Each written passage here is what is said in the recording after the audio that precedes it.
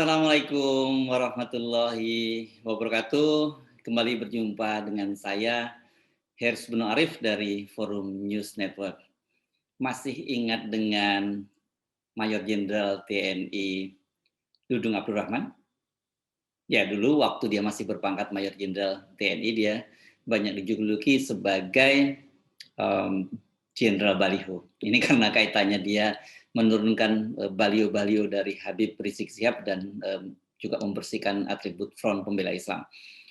Sekarang dia berpangkat Letnan Jenderal TNI dan menjabat sebagai Pangkostrat. Nah, ini ada kabar dari politisi PDIP, Effendi Simbolon. Dia membocorkan sebuah info yang menarik seputar rotasi kepemimpinan di lingkungan TNI. Pangkostrat Legend TNI Dudung Abdurrahman akan dipromosi menjadi Kepala Staf Angkatan Darat menggantikan Jenderal TNI Andika Perkasa. Sementara Andika Perkasa itu akan mendapat promosi menjadi Panglima TNI. Bila benar apa yang disampaikan oleh Effendi Simbolon kepada Tempo.co itu, maka ini akan mengakhiri spekulasi selama beberapa bulan terakhir. Panglima TNI Marskal Hadi Cahyanto akan pensiun ini pada tanggal 8 November tahun 2021.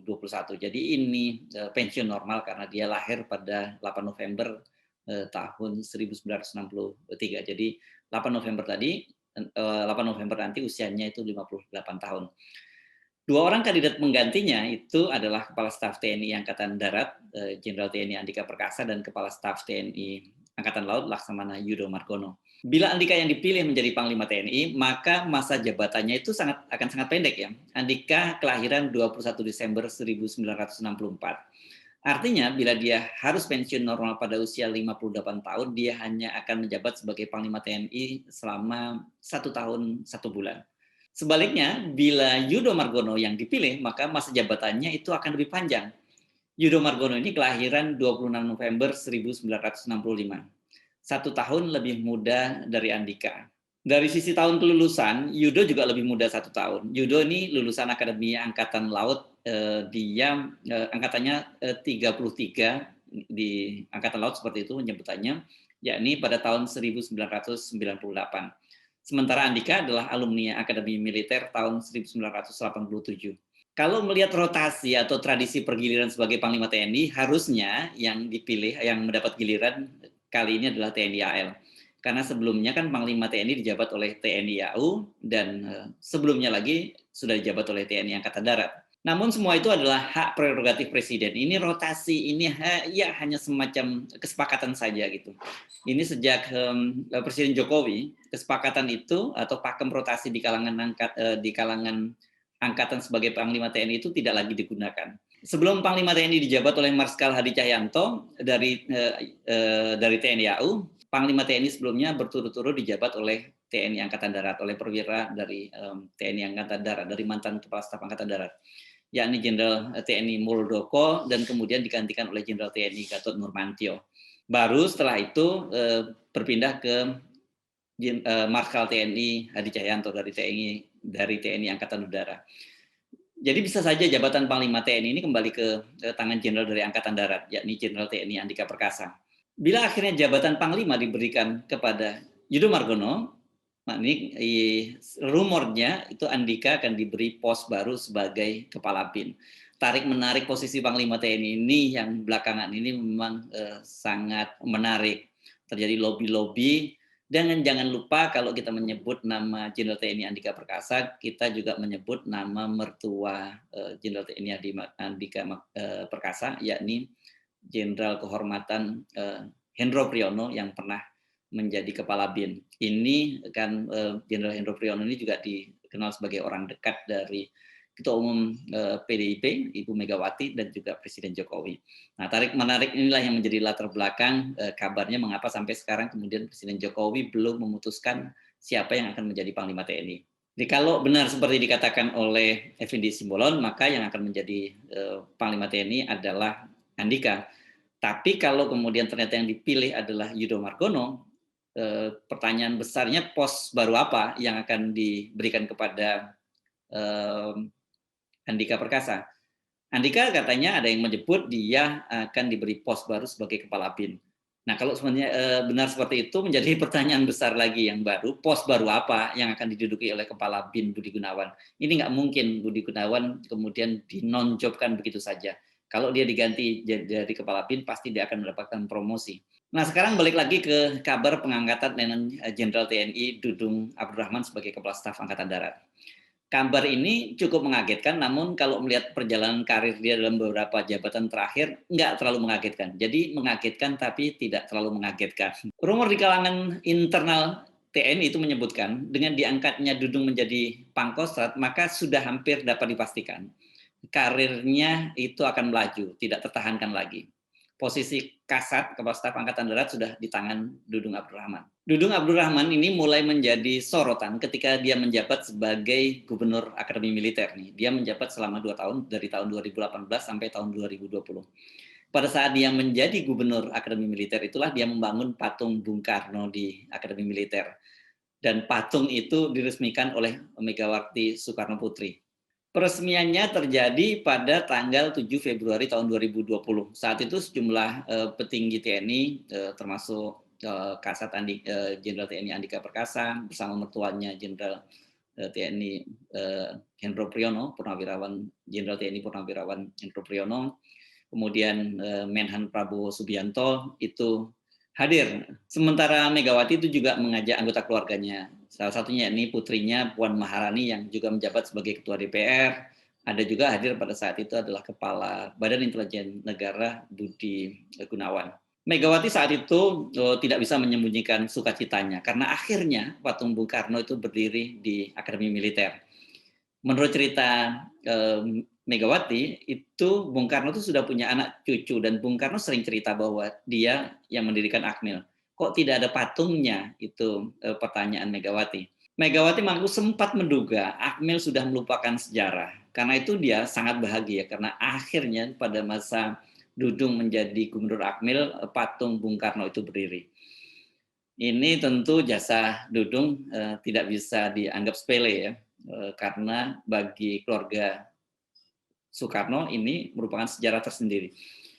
Jadi tentu saja ini ada reward yang akan diterima oleh Dudung. Benar saja hanya 5 bulan berselang setelah peresmian patung Bung Karno, itu tepatnya tanggal 27 Juli tahun 2020, Dudung dipromosikan menjadi Pangdam Jaya. Ini nggak main-main ya.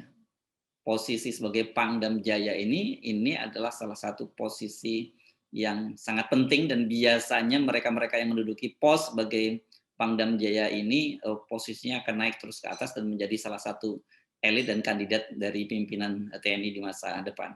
Pada saat menjadi Panglima Kodam Jaya inilah nama Dudung melambung dan jadi bahan perbincangan. Aksinya menurunkan baliho Habib Rizik Syihab dan berbagai atribut dari Front Pembela Islam di berbagai wilayah di Jakarta ini banyak sekali disoroti oleh publik dan tentu saja banyak juga yang mengkritik Dudung Abdurrahman. Dudung dinilai melampaui kewenangannya dan menyeret kembali TNI ke politik praktis.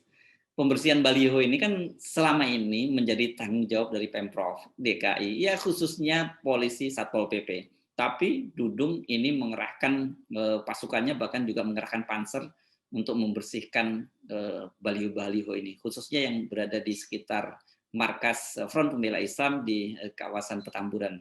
Dudung saat itu dijuluki sebagai Jenderal Baliho, tapi dia tidak peduli. Hanya 10 bulan menjabat sebagai Pangdam Jaya, Dudung Abdurrahman kemudian dipromosikan menjadi Pangkostrat. Pangkatnya naik 1 bintang menjadi Letnan Jenderal TNI. Pada tanggal 25 Mei 2021, Dudung menggantikan Letnan Jenderal TNI Eko. Perlu dicatat, Eko adalah adik kelas Dudung di Akademi Militer.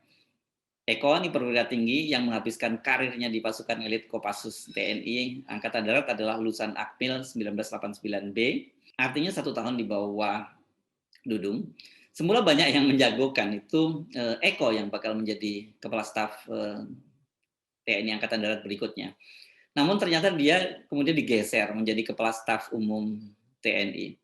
Jabatannya sama, masih bintang 3 juga. Peluangnya sama, tetapi secara umum orang tradisinya seorang kepala staf, seorang Panglima Kostrat lah yang banyak kemudian dipromosikan menjadi Kepala Staf TNI Angkatan Darat. Perlu dicatat nih, Dudung ini 2 kali menggantikan posisi Eko. Pertama sebagai Pangdam Jaya, dia juga menggantikan Eko, dan kedua sebagai Pangkostrat. Ini bila benar Dudung dipromosikan menjadi Kepala Staf Angkatan Darat, maka dia hanya akan menduduki posisinya sebagai Pangkostrat selama 6 bulan saja. Memang seperti itu, karena ini adalah jabatan apa ya, stepping stone yang harus dilalui, dan biasanya ini memang orang menduduki Pangkostrat itu hanya selama beberapa bulan saja, dan kemudian dia dipromosikan, kecuali mereka-mereka yang pensiun di Kostrat atau kemudian digeser ke jabatan yang lain. Mulusnya karir Dudung ini banyak dikaitkan oleh publik dengan pembangunan patung Bung Karno dan kedekatan pribadinya dengan Ketua Umum PDIP Megawati. Saya kira ketika heboh kasus baliho Habib Rizik Sihab dan kemudian diangkatnya Dudung menjadi Pangkostrat, ini orang kemudian media banyak yang mengungkap bahwa mertua Dudung, yakni almarhum Maijen Khalid Ghazali itu punya kedekatan tersendiri dengan keluarga Megawati. Dia pernah menjadi ketua Dewan Pembina Baitul Muslimin Indonesia, salah satu organisasi sayap PDIP. Khalid Ghazali juga dikenal punya hubungan dekat dengan suami Megawati, yakni almarhum Taufik Kimas. Mereka ini sama-sama berasal dari Sumatera Selatan. Kalau Taufik Kimas dari Palembang, kalau Khalid Ghazali ini walaupun dia orang Jawa, tapi dia besarnya di Blitar. Jadi tetap sajalah mereka ini dikenal sebagai geng Sumatera Selatan atau juga sering disebut sebagai geng Wong Kito. Dalam buku biografinya yang berjudul Dari Belitung ke Fort Leavenworth, Khalid Ghazali, almarhum Mayor Jenderal TNI Khalid Ghazali menulis bahwa ada 2 orang yang sangat berperan dalam karirnya di TNI. Yang pertama adalah almarhum Panglima TNI Jenderal Faisal Tanjung, dan yang kedua adalah almarhum Taufik Kimas. Karena itu tidak mengejutkan ya bila Dudung juga punya kedekatan dengan Megawati. Secara teori sebenarnya Jenderal Bintang 3 di TNI AD itu berpeluang menjadi Kepala Staf Angkatan Darat, kecuali tentu saja Bintang 3 seperti jabatan Direktur RSPAD itu tidak punya peluang. Tetapi jabatan lain seperti Kasum TNI juga masih berpeluang menjadi Kepala Staf Angkatan Darat. Ini ada 17 sekarang ini terlalu banyak sekali Bintang 3. Ada 17 kalau tidak salah saya di TNI Angkatan Darat yang Bintang 3. Tapi biasanya yang punya peluang itu wakil kepala staf atau Pangkostrat, yang paling banyak Pangkostrat, dan juga kepala staf umum itu juga berpeluang untuk menjadi kepala staf TNI Angkatan Darat. Namun bila melihat sepak terjang Dudung, kedekatannya dengan Megawati sebagai ketua umum parpol terbesar, dan juga sekarang ini kader PDIP menjadi presiden, dan kemudian yang jangan lupa adalah pos jabatan yang dalam beberapa tahun terakhir didudukinya ini ya. Dia kan sebelumnya sebagai Gubernur Akmil, Gubernur Amil ini saya kira tidak sepenting jabatan yang lain, tapi kemudian dia dipromosikan menjadi Pangdam Jaya. Nah di situ dia mulai kelihatan bintangnya, dan terakhir kemudian menjadi Pangkostrat. Ini tanda-tanda bahwa dia memang akan menduduki posisi yang lebih tinggi lagi. Karena itu tadi saya menyatakan bahwa itu tidak terlalu mengejutkan. Dudung ini selain punya kedekatan, tapi dia juga dia ini perwira yang berani mengambil risiko dan siap tidak populer. Salah satunya tadi itu yang paling menonjol adalah ketika dia melakukan pembersihan baliho dari Habib Rizik Sihab dan atribut dari FPI. Dia nggak peduli. Kemudian dia mendapat julukan sebagai Jenderal Baliho. Dudung ini dinilai orangnya berani pasang badan. Kan? Ketika banyak perwira lain yang main aman, dia berani pasang badan. Kita kan sudah sering mendengar ya bahwa selain garis tangan, maka yang menentukan pangkat dan jabatan itu adalah campur tangan. Dan Letnan Jenderal TNI Dudung Abdurrahman punya dua-duanya. Garis tangannya ada dan campur tangannya juga ada. Dan itu dia juga punya keberanian berani pasang badan. Kita tunggu saja bagaimana perkembangan selanjutnya. Ini nggak akan terlalu lama lagi. Karena kalau kita lihat tadi pensiunnya Panglima TNI Marskal TNI Hadi Cahyanto itu tinggal ya 1 bulan lebih lah. Karena itu mungkin dalam waktu dekat ini kita akan segera mendengar adanya rotasi-rotasi jabatan di puncak pimpinan TNI. Saya Hersuna Arif dari Forum News Network. Sampai jumpa lagi. Wassalamualaikum warahmatullahi wabarakatuh.